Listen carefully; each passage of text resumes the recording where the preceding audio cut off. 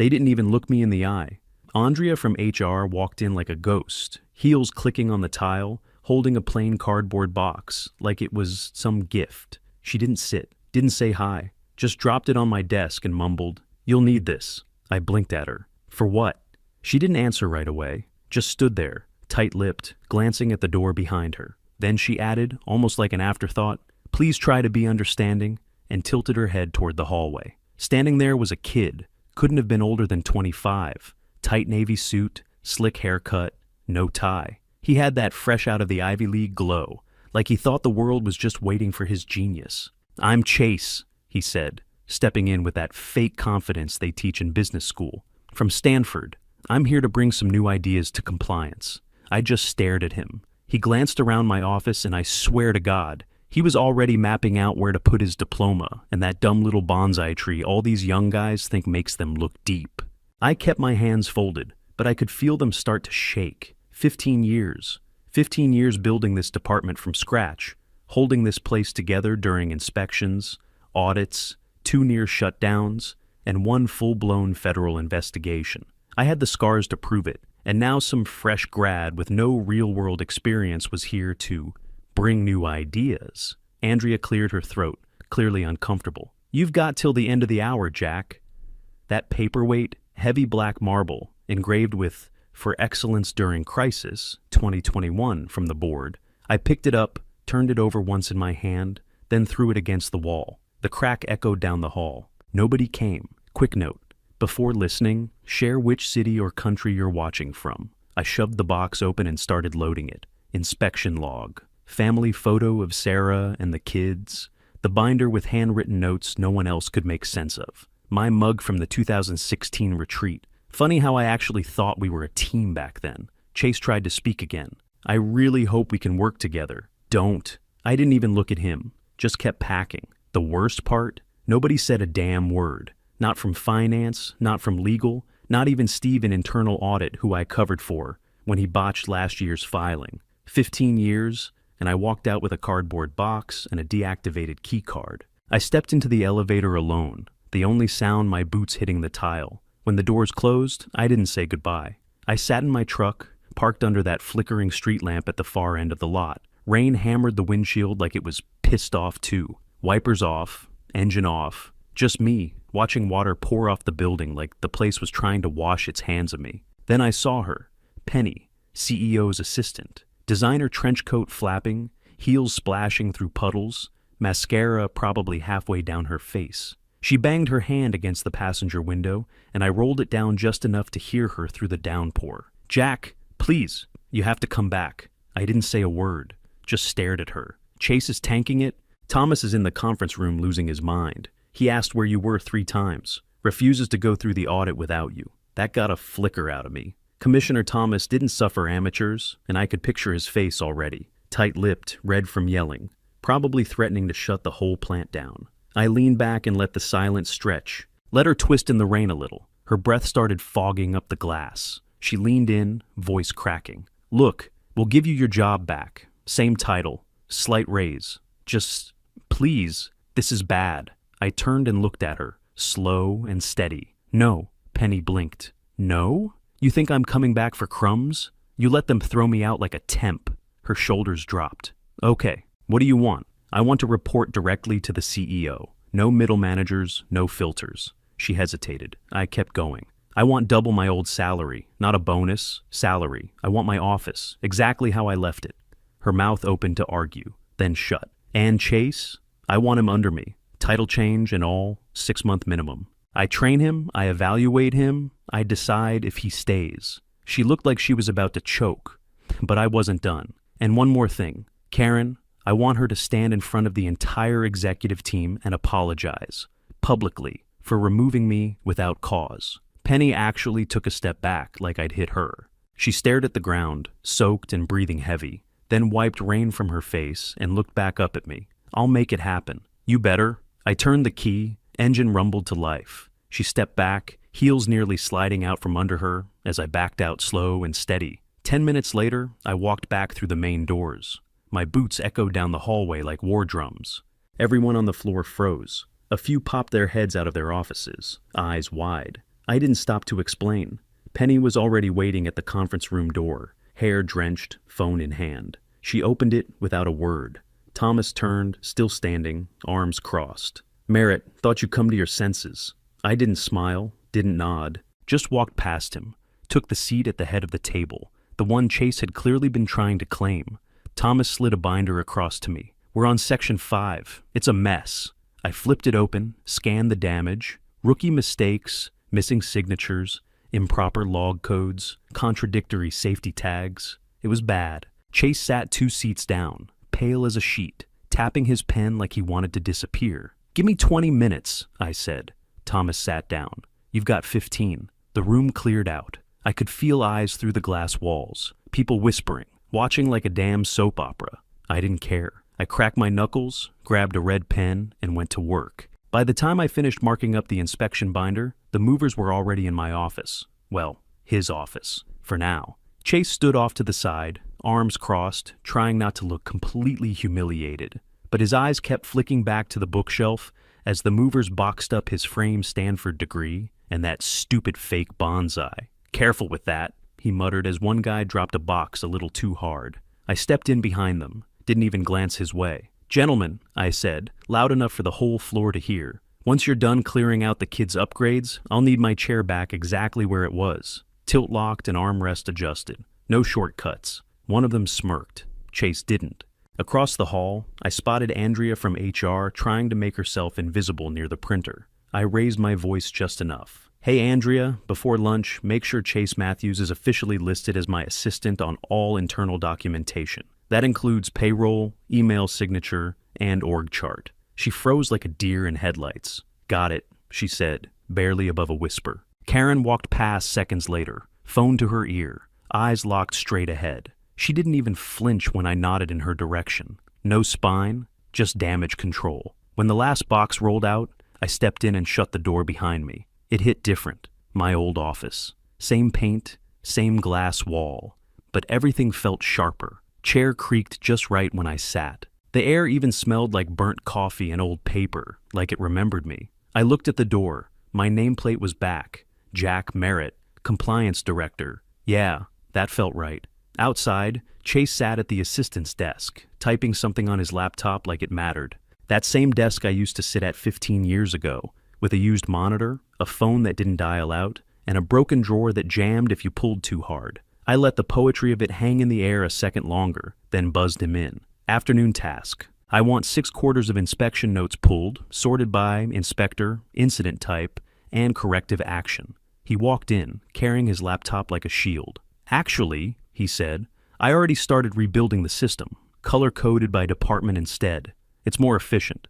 I leaned back in my chair. "Is it?" "Yeah. Cut search time by 22%. You verify that?" He nodded, too fast. I opened my desk drawer, pulled out a printed list. "Then tell me where we logged the Section 8112F violations last May." He squinted. "Which section?" "812F. He scrolled, clicked, paused. "That doesn't exist." I smiled. "Cold." "Exactly." His face flushed. I stood up, walked around the desk until I was eye level with him. "This isn't school. You don't get points for clever. You get points for not getting us fined into the ground." He swallowed hard. "Understood." "Do you?" He nodded again. "Yes, sir." I pointed at the assistant desk. "Then start acting like it." He backed out without another word, and I watched him sit down across the glass. He looked smaller now. Good. Let him learn the hard way.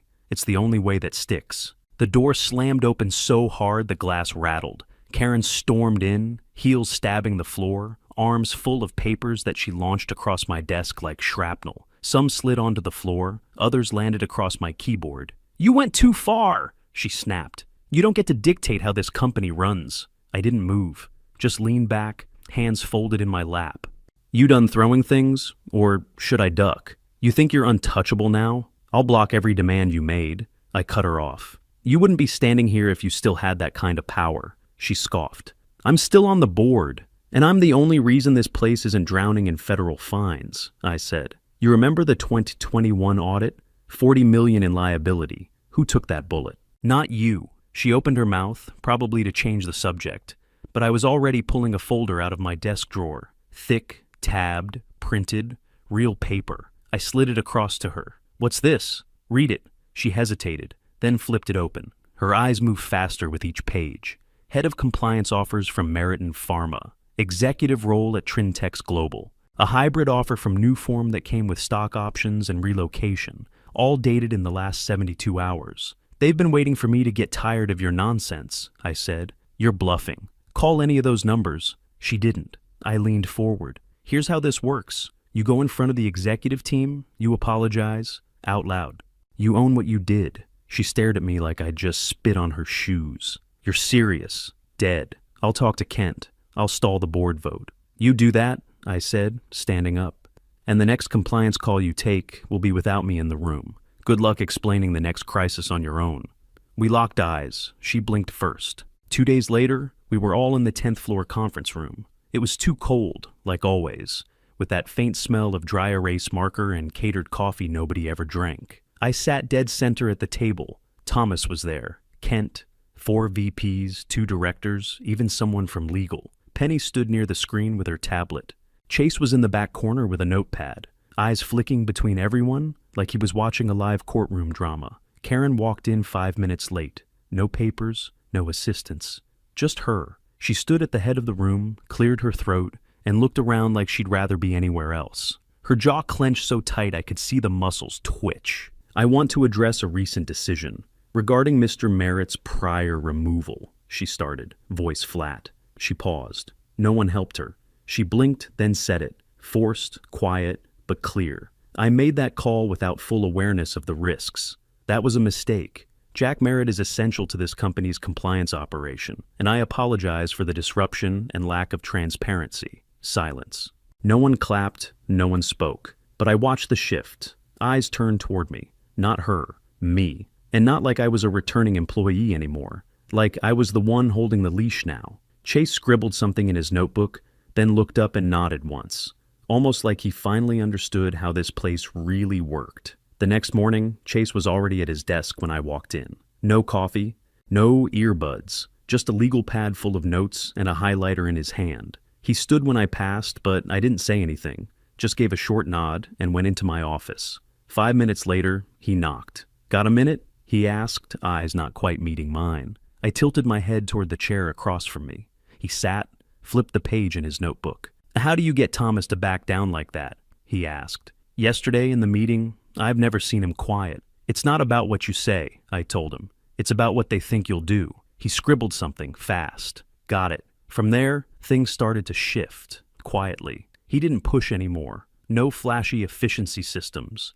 No bragging about productivity hacks. He followed me into every inspection and kept his mouth shut, pen moving the whole time. When we walked Commissioner Alvarez through the solvent vault, Chase stayed 1 step behind, eyes on her the whole time. Double cream, no sugar, I whispered when we passed the break room. What? Her coffee. Don't forget it. An hour later, she was still talking about her grandkids and barely glanced at the mislabeled chemical bin I'd slipped a corrected tag onto, with nothing more than a calm word to the shift lead. Chase waited until we got back upstairs. That bin, that could have triggered a red flag. Yep, but you didn't log it? Nope. Why not? Because Alvarez isn't here to read binders. She's here to see if we can handle problems without making them hers. He didn't argue, just nodded and jotted. The next day, he beat me in again. Had the elevator already waiting. Didn't talk. When we ran into Morrison from Environmental Safety, Chase didn't just shake her hand. He asked about her kids' robotics team. I didn't even know he remembered that. I watched quietly as he backed off the textbook talk and leaned into the human side. Body language, eye contact, tone. The execs didn't know what to make of it. They'd been betting on a turf war, waiting for me to crack his ego or for him to try to take another shot at my chair. Instead, they got something else. A slow burn. A shift they couldn't track on a chart or shove into a quarterly review. Mentorship. Not the hand-holding kind either. The real kind. The kind nobody asks for, but if they survive it, they come out dangerous. I still kept my distance. No lunches, no off-hours drinks. I wasn't there to make him feel welcome, but I saw the gears turning. He was learning the thing they never taught at Stanford, the thing that saved our asses every time the alarms went off. I was heading to my truck in the garage when I heard my name. Jack. It was Xavier from operations. Hard hat in one hand, cigarette in the other. He looked around like he didn't want anyone hearing what came next. You got a second? I stopped. What's up? He stepped closer, lowered his voice. Karen's been meeting with outside consultants, quiet meetings, private rooms. You weren't on the calendar invite. I narrowed my eyes. Consultants for what? Compliance, specifically automation. I let out a sharp laugh. They're gonna automate me? Xavier didn't smile. He just took a drag, blew it out slow. She's selling it to the investors as modernization, more efficient, more scalable, less personality-driven. Her words. That smile dropped off my face fast. Who's backing this? Couple board members, maybe 3. But the real push is coming from the outside. Some group out of San Jose backing a compliance AI suite. Thinks it'll cut headcount and reporting time in half. I stared at him, cold knot forming in my chest. Thanks, I said. He crushed the cigarette and walked off without another word. I got in the truck, but I didn't drive off. Just sat there, hands on the wheel, thinking. They wanted to play hardball. Fine. Back upstairs, I shut my office door, locked it, pulled out the black binder I kept in the bottom drawer, my personal log, not the sanitized stuff, the real notes. Handwritten observations, vendor behaviors, what each inspector liked or hated, who was sleeping with who, what got brushed under which rug. Then I opened my desktop and pulled every digital file I'd saved over the last 2 years. Emails, memos, notes from competitor audits, back-channel tips from friends still working for regulators. Phase 2 started now. They wanted a fight. I'd give them a war. I opened a blank presentation, titled it Sustained Integrity Plan, and started building a case that would flip their automated fantasy inside out. Slide 1. A map of current violations being investigated at our top 3 competitors. Slide 2. Forecasted liability if we followed suit. Slide 3. My solution. Real oversight, rooted in trust, not lines of code. By the time I looked up, it was past 7. Chase had gone home. The hallway lights were dim. Good. I wasn't ready to play defense. I was done reacting. The next morning, Penny sent out an urgent scheduling change to the executive calendar. Emergency board session, 10th floor. No agenda attached. I showed up 10 minutes early. 3 sealed black folders under my arm. Laptop in my hand, suit pressed sharp as a razor. I walked in, plugged into the projector, and didn't say a word until everyone was seated. Kent, acting board chair now that Karen had stepped back from the floor. 2 outside investors, CFO, COO, legal counsel, head of risk. Karen was dead last, eyes cold, jaw clenched. She sat 2 chairs away from me and didn't look over once. Good. I clicked open the first slide. The title read, Compliance Blind Spots, Competitive Risk Exposure. No one moved. I clicked again. Slide 2 showed the logos of 3 companies, our top competitors. Below each one, I listed pending investigations, falsified safety records, manipulated emissions data, improper regulatory influence. These are not rumors, I said. They're formal inquiries. 2 federal, 1 multi-state. Quiet now, but not for long. I handed the folders down the table. Everything inside is verifiable. Timelines, sources, whistleblower interviews. You'll notice the timestamps. Karen snatched hers off the table like it was poison. These companies all chose automation over human oversight, I continued. Streamlined their compliance programs, slashed personnel, shifted trust into software that doesn't know the difference between a human risk and a human solution. Slide 3. Projected penalties. 180 PLORs. Combined fines, revocation of contracts, potential criminal referrals. Now, I said, stepping to the side, this is where we either get smart or get swallowed. Karen's voice finally cut in. This is absurd. You're presenting rumors as fact. This is manipulation. Hell, this is blackmail. I looked her dead in the eye. No, this is insurance. I clicked again. Slide 4. Proposed restructure, internal safeguards, and public integrity framework. Underneath were bullet points, expanded compliance oversight across operations, R&D, and product, full transparency between compliance and investor relations, formation of an internal ethics committee reporting directly to me, real-time inspection tracking, centralized whistleblower channel, monthly audits with external reviewer. Karen stood, slammed her folder shut. You're hijacking this company. I didn't flinch. I'm saving it. You want modernization? Here it is. Built on accountability, not code. Kent raised a hand, motioned for her to sit. She didn't. He didn't ask twice. Let's be clear, I said. You don't have to back me, But if you don't, and the feds come knocking next month, and they will, don't expect me to answer the door for you. No one spoke. I let the silence sit. 30 seconds, maybe more. Then Kent leaned forward. We'll vote Wednesday. This, he tapped the folder, isn't something we can ignore. I nodded once, packed up the laptop, and left the folders where they lay. They knew what I'd just done. I'd walked into their strongest room and shown them I had the floor now. The vote didn't even take 20 minutes. Kent called me in after the board met behind closed doors. Everyone looked stiff, formal, like they were pretending this wasn't the most important pivot the company had taken in a decade. He cleared his throat. It's unanimous. All demands approved. Then he glanced to his left. Karen sat there, arms crossed, lips pressed into a tight line. She abstained, he added. Of course she did. I didn't smile. I just nodded, stood up and said, "You won't regret it." By noon, the wires picked up the investigation leaks I'd hinted at. Our three biggest competitors were getting gutted. Stock crashing, press spinning, executives suddenly going on indefinite leave. Meanwhile, ours jumped 12 points in a day. Penny forwarded me a Bloomberg headline that read, "Midland Pharma's compliance rebuild may be the industry's new gold standard." That was cute. I walked back into my office, shut the door, and buzzed Chase. He walked in cautious, like I might still throw something. "Close the door," I said. He did. I slid a folder across the desk toward him. His name was printed on the tab. He opened it, flipped through the first couple pages, then looked up. "Deputy Compliance Officer, 6-month trial, starts Monday." His brow furrowed. "Why me?" "You earned it." He shook his head. "After everything, you could have picked anyone. Hell, half the floor still hates me." I leaned forward. Revenge doesn't always mean blood. Sometimes it means fixing the machine that broke you. He didn't say anything for a while, just stared at the contract like it might disappear. Then finally, "I won't let you down." "You already did once," I said. "Don't do it again." He nodded, tight, firm, no fake grin, no handshake, just respect. That's how I knew he meant it. After he left, I stood by the window, watching the cars roll in and out of the lower lot. Morning shift change. Same mess of traffic, same dented red Civic that always parked crooked. But it felt different now. I wasn't just building a department anymore. I was building a team. One that gave a damn about what compliance actually meant. Not paperwork, not audits, not empty training videos, but real guardrails. Real people keeping things from falling apart. And this time, I was doing it my way. My phone rang just after 7. Commissioner Thomas. No small talk. "We're forming a federal panel, advisory board on regulatory policy, national scope.